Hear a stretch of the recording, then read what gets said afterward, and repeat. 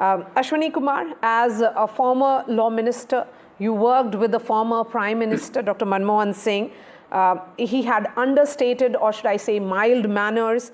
There was sheer brilliance, it is often said, in his persona, and also at the same time, non-threatening persona. In personal equations, what was it like working with Dr Manmohan Singh?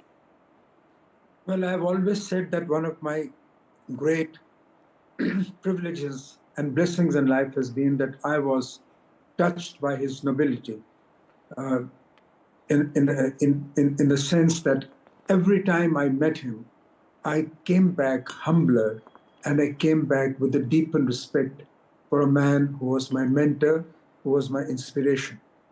All I can tell you today is that he was an exceptional man in every sense of the term. He was exceptional for his integrity. He was exceptional for his brilliance, for his wisdom, for his intelligence, but above all, he was exceptional for his finer graces and humanity.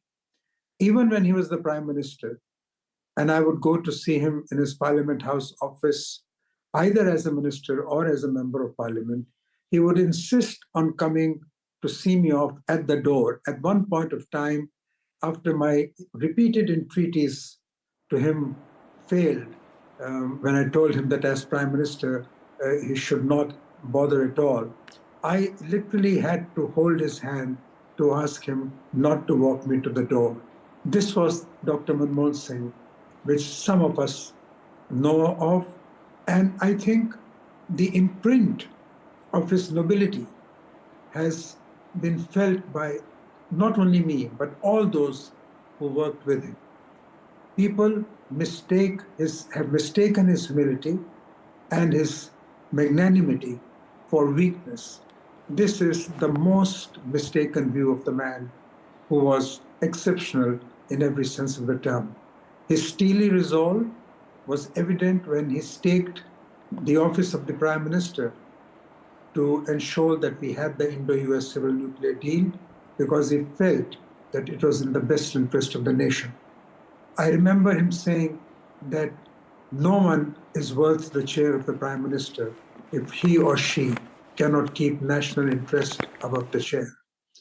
He always reminded us that what was important was to do what is right by one's conscience. And he never in the several years of my association with him, both when he was leader of the opposition in the Rajya Sabha, and I had the privilege and honor of working with him, and also when he was Prime Minister, never once did he suggest compromise with principles.